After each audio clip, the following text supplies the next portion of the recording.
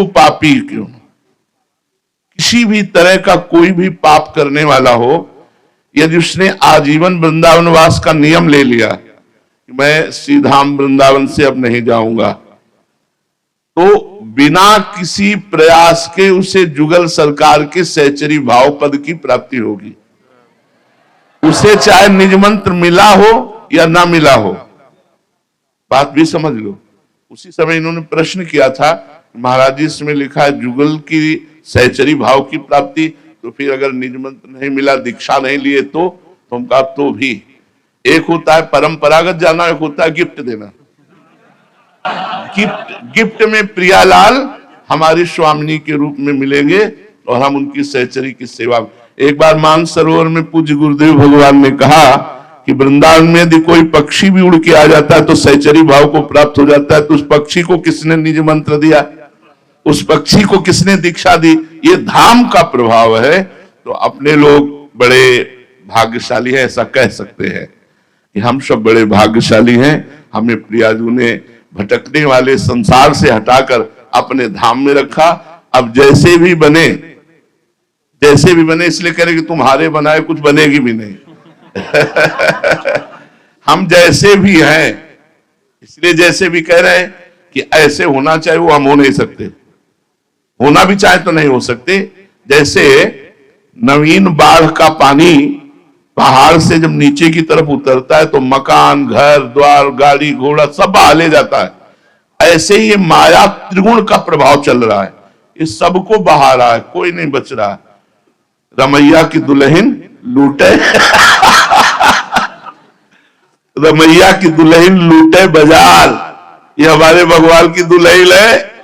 माया कौन? मायापति भगवान ये ना, खुले लूट रहे सबको, और हम सब उसी में है।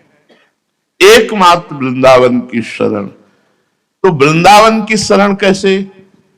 हमें तो आज तक जैसा अनुभव हुआ कि बिना किसी वृंदावन वासी की कृपा के वृंदावन वास हो ही नहीं सकता। जैसे हमें हुआ तो श्री राम शर्मा आचार्य की कृपा से, वो वृंदावन वासी और रास उपासी और रास का प्रकट दर्शन कराने वाले, उनका आशीर्वाद जब उनके चरणों में लौट गए, बोले बाबा मेरी एक बात मान, तू वृंदावन आ जा, तुझे बिहारी जी को अभी छोड़ेंगे नहीं। बस वो गुरु मंत्र हमारे जीवन में हमको वृंदावन लाया। और आपको कौन लाया? आप देख ही लो। अगर आप आए हो तो कहां से कैसे आए हो? कहीं ना कहीं वृंदावन के रसिकों की वाणी गई और आपको लाई। तो बस पड़े रहो। श्री धाम वृंदावन का द्वार मत छोड़ना। महारानी जो कभी गलबहिया दे के निकलेंगी, देखेंगे हमारे द्वार पे पड़ा।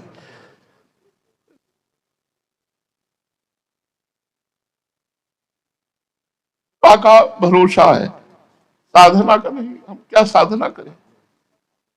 मन अलग जा रहा है, इंद्रियां अलग जा रही, तन अलग, तो हम क्या साधना करें? हम बस यही कि जैसे द्वार में पड़े हैं तो कभी बड़े हैं, वो कभी निकलेंगे, देखेंगे कि हमारे द्वार पे पड़ा है, कभी कृपा करते।